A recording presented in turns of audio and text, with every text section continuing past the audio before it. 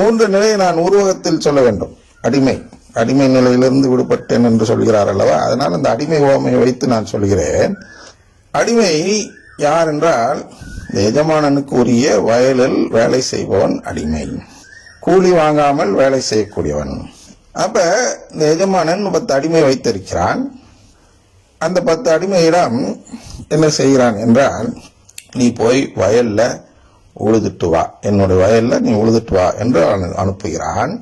அதுல என்ன செய்யறாங்கன்னா, பாதி பேர் போறான், பாதி பேர் போற மாதிரி காட்டிட்டு உட்காந்துக்கிறான் அப்படின்னு பாக்குறோம்.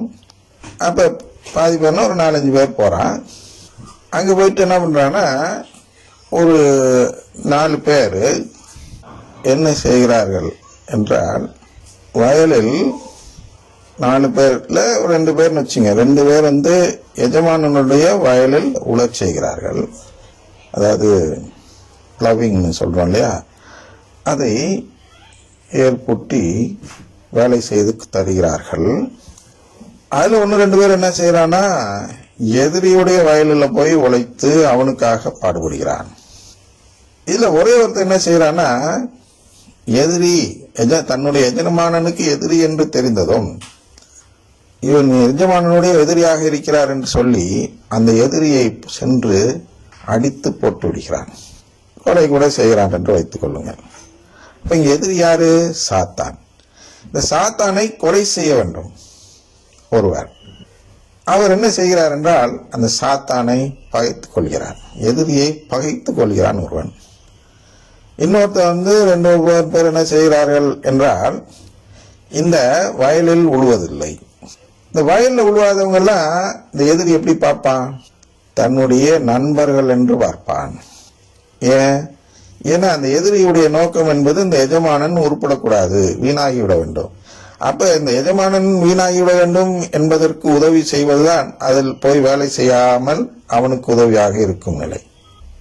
அப்ப இந்த வயல்ல உழுதுட்டு இருக்காங்கல்ல, அவங்க யாருன்னா, அவங்க எஜமானனையும் பகைத்துக்கல, சாத்தானையும் பகைச்சிக்கல, எதிரியையும் பகைச்சிக்கல.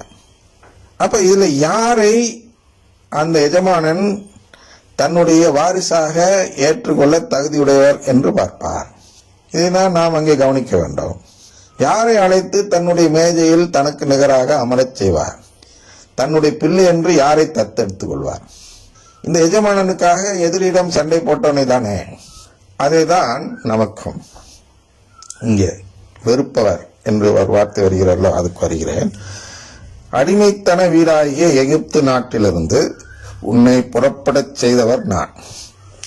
அப்ப இந்த அடிமை நிலையிலிருந்து, அதாவது வயலில் உழுபவர் என்ற நிலையிலிருந்து ஒரு நிலைக்கு உயர்த்துகிறார். என்ன நிலை? அதிலிருந்து விடுபட்டு விடுதலை கொடுத்து, வா என்னுடைய பிள்ளையாக மாறிவிடு என்று சொல்லும் நிலை. அதுக்கு உருவகமாக தான் இந்த வாசனம் சொல்லப்படுகிறது. என்னென்றால், அடிமைத்தன வீடாகிய எகிப்து உருவகப்படுத்தி அடிமைத்தன வீடுங்கிறாரு. அந்த அடிமைத்தன வீட்டுக்கு தான் விளக்கம் தருகிறார் லூக்கா 17வது அதிகாரத்தில். அதிலிருந்து விடுபட்டு புறப்பட செய்தவர் அப்படின்னா, அதிலிருந்து வெளியே வரச் செய்தவர் யார் என்றால் இந்த கடவுள். அப்ப வெளியே வர்றது என்ன? அவருடைய பிள்ளையாக மாறுதல், அடிமைத்தனத்திலிருந்து வெளியே உரிமை குடிமகன் என்ற அந்த நிலை, முதலாளியின் மைந்தன் என்ற நிலை, எஜமானனின் வாரிசு என்ற நிலை, இதெல்லாம் கொடுக்கிறவர் தான் கடவுள். அதனால என்ன சொல்றார்? என்னை தவிர வேறு கடவுள் உனக்கு இருத்தல் ஆகாது. வேறு கடவுள் இங்க என்னன்னா, உருவங்களை சொல்லவில்லை, வேறு நம்பிக்கை. நான் சொல்லும் நம்பிக்கையை விட உனக்கு வேறு நம்பிக்கை இருத்தல் ஆகாது. நான் என்ன நம்பிக்கை சொல்றேன்? உன்னை எல்லாம் என்னுடைய பிள்ளையாக மாற்றிக்கொள்ள விரும்புகிறேன் என்று நான் ஒரு நம்பிக்கை உனக்கு கொடுக்கிறேன். இயேசு கொடுத்தார். அந்த நம்பிக்கையை விட்டுட்டு என்ன செய்யக்கூடாது? வேறு நம்பிக்கைகளை தேடி ஓடக்கூடாது. அதான் வேறு கடவுள். வேறு கடவுள் இன்னொரு கடவுள் அல்ல, ஒரே ஒரு கடவுள் தான் இருக்காரு. அதனால நீ என்னை வேறு விதத்தில் பார்க்க கூடாது, என்னை தந்தையா மட்டும்தான் பார்க்க வேண்டும். அதனால என்ன செய்யணும்? நீ எந்த விதமான வேற வழிபாட்டு முறைகளை உருவாக்க கூடாது. அப்படின்னா என்ன? நான் மனிதர்களை எனக்கு ஏற்புடையவராக்கும் முறை எது என்று அறிந்து கொள்ளாமல் நீனாக உன்னுடைய சொந்த முயற்சியிலேயே எனக்கு ஏற்பொருள்கள் ஆக முயலக்கூடாது. அப்படி முயன்றால் என்னுடைய செயல்முறைக்கு உன்னை உட்படுத்திக் கொள்ளவில்லை என்று நான் பார்த்துக் கொள்வேன். 10 ரோமர் 10:3 படி வைத்து பார்த்தால் இந்த வசனத்துக்கு இதான் பொருள். என்ன பொருள் என்றால், என்னை தவிர வேறு கடவுள் உனக்கு இருத்தல் ஆகாது. அப்ப வேறு கடவுள் என்ன?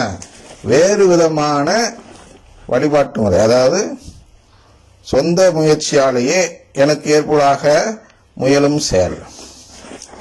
அந்த எந்தெல்லாம் சொந்த முயற்சியோ ஒவ்வொரு சொந்த முயற்சியும் ஒவ்வொரு கடவுள் அப்படி பார்க்கணும். அவர் ஒன்றும் பல கடவுள் இருக்கதா சொல்லலை. நீ கடவுள் என்ன மட்டும் தான்ப்பா பார்க்கணும், வேற எதாவது பார்க்கக்கூடாது. அப்போ நான் என்ன சொன்னேன்னா நீ அதான் கேட்கணும். அதான் அதோட அர்த்தம்.